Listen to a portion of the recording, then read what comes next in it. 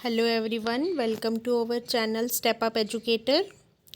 आज हम कंटिन्यू करेंगे जो हम टॉपिक हमने कल डिस्कस किया था, डाइजेस्टिव सिस्टम में डाइजेशन पढ़ा था कल हमने। डाइजेशन ऑफ कार्बोहाइड्रेट्स को कंप्लीट कर दिया था। आज हम स्टार्ट करेंगे डाइजेशन ऑफ प्रोटीन्स। डाइजेशन जो होती है प्रोटीन्स की, आपको ये तो सबसे पहला पॉइंट ही यही होता है कि जब हमने कल कार्बोहाइड्रेट्स का पढ़ा था तो हमने देखा था कि माउथ में उसकी सारी जितनी मैक्सिमम डाइजेशन जो है वो माउथ में हो रही है। देन वहाँ से फेरेंक्स से देन स्टोमक में कार्बोहाइड्रेट्स की कोई भी डाइजेशन नहीं थी। अब जो प्रोटीन की डाइजेशन की बात आती है तो प्रोटीन की जो डाइजेशन है ये हमारे स्टोमक से स्टार्ट होती है। माउथ में या बक्कल कैविटी में हमारे प्रोटीन्स की डाइजेशन नहीं होती है। प्रोटीन की डाइजेशन स्टोमक में स्टार्ट होती है, क्योंकि स्टोमक में प्रोटीन की डाइजेशन के लिए दो एंजाइम्स प्रेजेंट होते हैं। एक होता है pepsin and the other one is rennin. Pepsin जो होता है ये डायरेक्टली प्रोटीन को डाइजेस्ट नहीं करता। ये मतलब कि आप जैसे प्रोटीन लिए है तो आपको प्रोटीन पे ही एक्शन नहीं करेगा, ये प्रोटीन को पहले कन्वर्ट करेगा पेप्टाइड्स में। रेनिन जो सेकेंड हमने एंजाइम पढ़ा कि रेनिन जो है ये प्रोटीन को डाइजेस्ट नहीं करता, पर ये जो मिल्क प्रोटीन होती है उसकी डाइजेशन में ये हेल्प करता है। मिल्क प्रोटीन का नाम है कैसिन। कैसिन जो होती है वो अनडिजॉल्व रहती है मिल्क में इन सॉल्यूशन फॉर्म में, और इन सॉल्यूशन में पेप्सिन जो होता है वो not digest casein, it digested when modified into other form, this done by rennin. कहते हैं कि जो कैसिन प्रेजेंट होती है मिल्क में वो डाइजेस्ट डायरेक्टली पेप्सिन के द्वारा नहीं होती।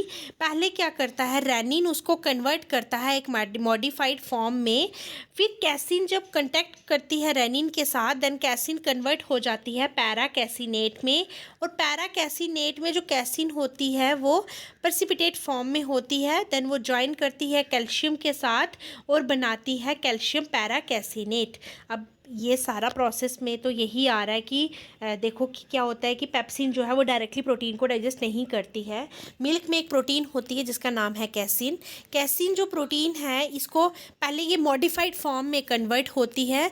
वो मॉडिफाइड फॉर्म में कन्वर्ट करने के लिए रेनिन हेल्प करती है। रेनिन जो है ये पहले कैसिन को कन्वर्ट करता है पैरा कैसिनेट के साथ, और पैरा कैसिनेट जब वो ज्वाइन करती है कैल्शियम के साथ तो बनाते हैं कैल्शियम पैरा कैसिनेट। और इस स्टेज पे जो वे पार्ट होता है वो रिमूव हो जाता है, और जो मिल्क होता है वो सेमी सॉलिड फॉर्म में रहता है। Semi solid form it means curd बन जाता है।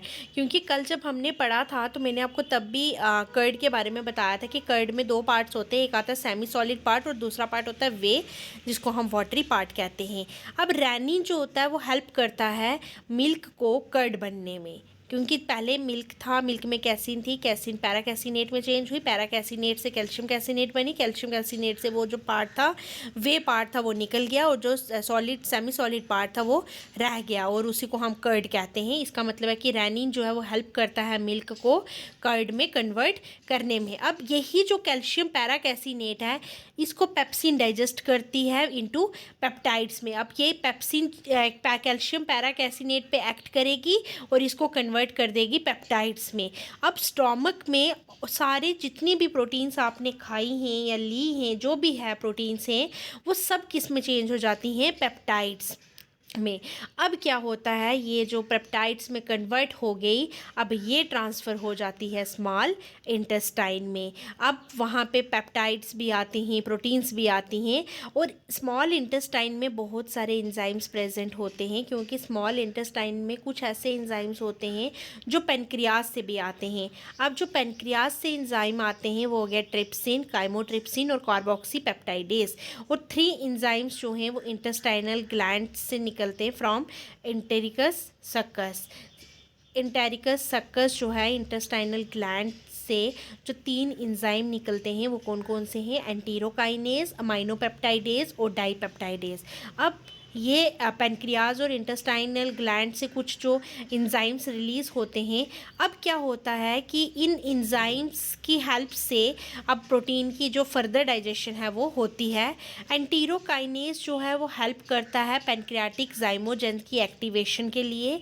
और ये द जॉब ऑफ ट्रिप्सिन, और ट्रिप्सिन का क्या काम होता है, is to pepsin in small intestine. कहते हैं कि जो ट्रिप्सिन का भी काम जो है वो पेप्सिन की तरह ही होता है। स्मॉल इंटेस्टाइन में जो ट्रिप्सिन है वो प्रोटीन पे एक्ट करती है और उसको कन्वर्ट कर देती है पेप्टाइड्स में। और काइमोट्रिप्सिन का फंक्शन जो है वो रेनिन की तरह होता है जो स्टोमक में हो रहा है। काइमोट्रिप्सिन भी क्या करता है, मिल्क को चेंज कर देता है कर्ड में। अब देखो ट्रिप्सिन और काइमोट्रिप्सिन का दोनों का फंक्शन पेप्सिन और रेनिन की तरह है, क्योंकि जैसे पेप्सिन प्रोटीन को पेप्टाइड में कन्वर्ट करती है, वैसे ट्रिप्सिन भी प्रोटीन को पेप्टाइड में कन्वर्ट कर रही है। जैसे रेनिन जो है मिल्क को कर्ड की फॉर्म में लाता है, तो वैसे ही काइमोट्रिप्सिन भी मिल्क को कर्ड की फॉर्म में चेंज कर देता है। अब ड्यूरिंग एजिंग, वही जैसे कल भी पढ़ा था हमने कार्बोहाइड्रेट्स के केस में कि जैसे जैसे एजिंग होती जाएगी तो मिल्क की डाइजेशन कम हो जाती है। कहते हैं कि ड्यूरिंग एजिंग लैक्टोज और रेनिन की फॉर्मेशन जो होती है वो कम हो जाती है, क्योंकि जो मिल्क है, so in such case converting of milk into curd is stopped, क्योंकि वो जो मिल्क कर्ड की फॉर्म में चेंज नहीं होता। और दिस कन्वर्जन जो मिल्क कर्ड की फॉर्म में होता है ये काइमोट्रिप्सिन की वजह से होता है इन स्मॉल इंटेस्टाइन में।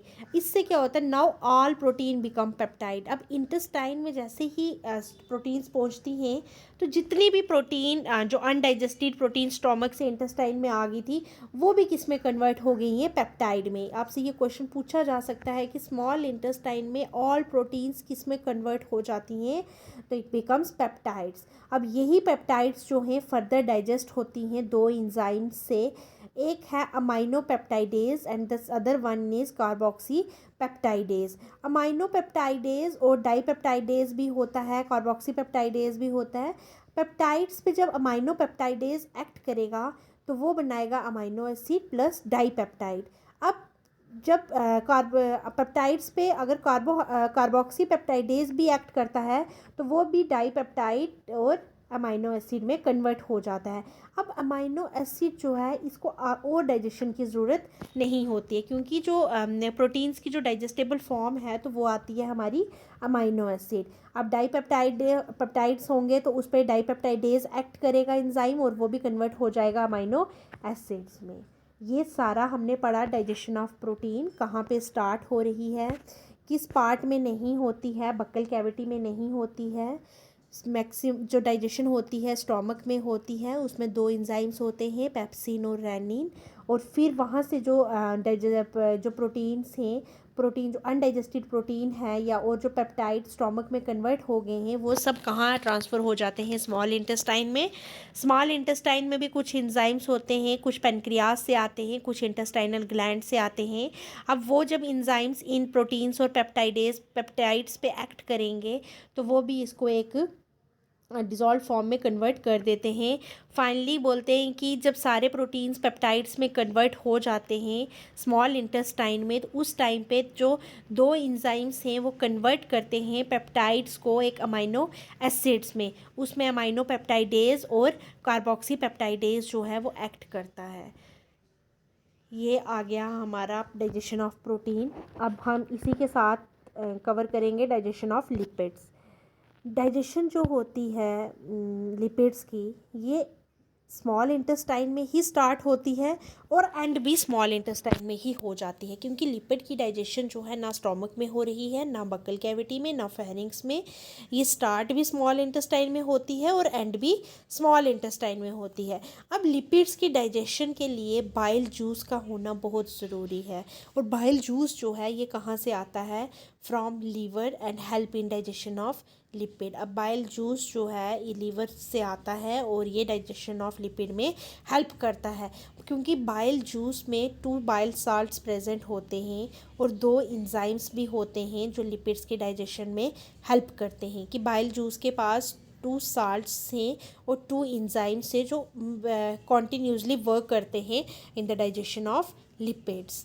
अब पेनक्रियाज से एक एंजाइम निकलता है जिसको हम पेनक्रियाटिक लाइपेज बोलते हैं, और इंटेस्टाइनल ग्लैंड से भी एक एंजाइम निकलता है जिसको हम इंटेस्टाइनल लाइपेज बोलते हैं। अब स्मॉल इंटेस्टाइन में क्या होता है कि जितनी भी फॉर्म है ना लिपिड्स की, वो प्रेजेंट होते हैं in the form of lipid drops. अब लिपिड ड्रॉप, हर लिपिड ड्रॉप के पास बहुत सारे लिपिड मॉलिक्यूल्स होते हैं।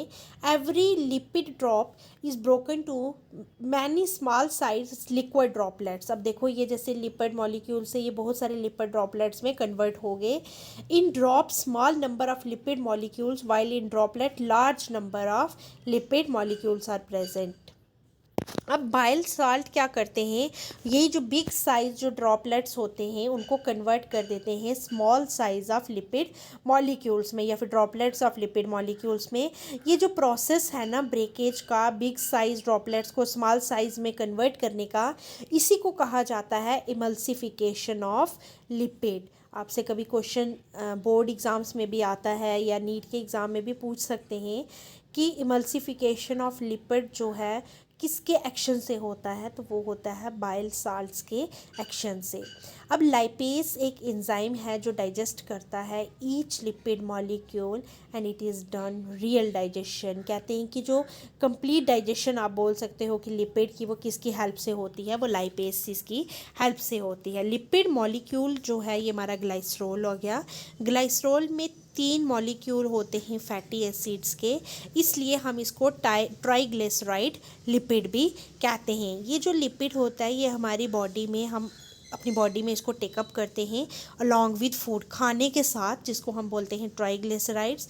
फर्स्ट स्टेप में क्या होता है कि लाइपेज जो होता है एक फैटी एसिड को निकालता है ग्लिसरॉल मॉलिक्यूल से। मैंने आपको बताया कि ग्लिसरॉल जो है उसके पास 3 फैटी एसिड्स मॉलिक्यूल होते हैं, तो लाइपेज एंजाइम ही डाइजेशन करवाता है। रियल डाइजेशन जो है लाइपेज एंजाइम के थ्रू ही होती है। लाइपेज क्या करता है, पहले एक ग्लिसरॉल मॉलिक्यूल को क्या करेगा, रिमूव कर देगा। फिर वहाँ पे जब उसने लाइपेज ने एक मॉलिक्यूल निकाल दिया तो वहाँ पे 2 फैटी एसिड्स रह गए। अब वहाँ पे वो जब 2 मॉलिक्यूल्स ऑफ फैटी एसिड्स होंगे उसको हम कहेंगे डाइग्लिसराइड लिपिड। वो किस लिपिड की फॉर्म में कन्वर्ट हो जाएगा, ट्राइग्लिसराइड लिपिड से वो डाइग्लिसराइड लिपिड में कन्वर्ट हो गया। अब इसके पास 2 फैटी एसिड मॉलिक्यूल है। अब अगेन लाइपेज ने एक्ट किया तो फिर एक फैटी एसिड मॉलिक्यूल क्या हो गया, निकल गया। अब यहाँ जो फॉर्म बनी है लिपिड की वो है मोनोग्लिसराइड लिपिड। अब monoglyceride lipid, even last lipid molecules are also removed. Now monoglyceride changes into glycerol and fatty acids. अब क्या है, पहले क्या हमने पढ़ा कि ग्लिसरॉल के पास 3 फैटी एसिड्स आते हैं जिसको ट्राइग्लिसराइड लिपिड कहते हैं। लाइपेज ने एक्ट किया तो 2 फैटी एसिड रह गए। अगेन लाइपेज ने एक्ट किया तो 1 फैटी एसिड रह गया। अब कहते हैं कि क्या होता है कि मोनोग्लिसराइड भी चेंज हो जाता है ग्लिसरॉल और फैटी एसिड में। इसका मतलब है कि 1 लिपिड मॉलिक्यूल को डाइजेस्ट करने के लिए 1 ग्लिसरॉल और 3 फैटी एसिड जो हैं वो प्रोड्यूस होंगे। After this lipid digestion is complete. जब 1 ग्लिसरॉल और 3 फैटी एसिड्स बन जाएंगे तो तब डाइजेशन लिपिड्स की कंप्लीट हो जाएगी। ये हमने कवर कर लिया डाइजेशन ऑफ लिपिड्स। इसी के साथ हमारा डाइजेशन का टॉपिक ख़त्म हो गया। डाइजेस्टिव सिस्टम हमने पढ़ लिया जिसमें हमने एलिमेंट्री कैनाल और डाइजेस्टिव ग्लैंड्स को कवर किया था।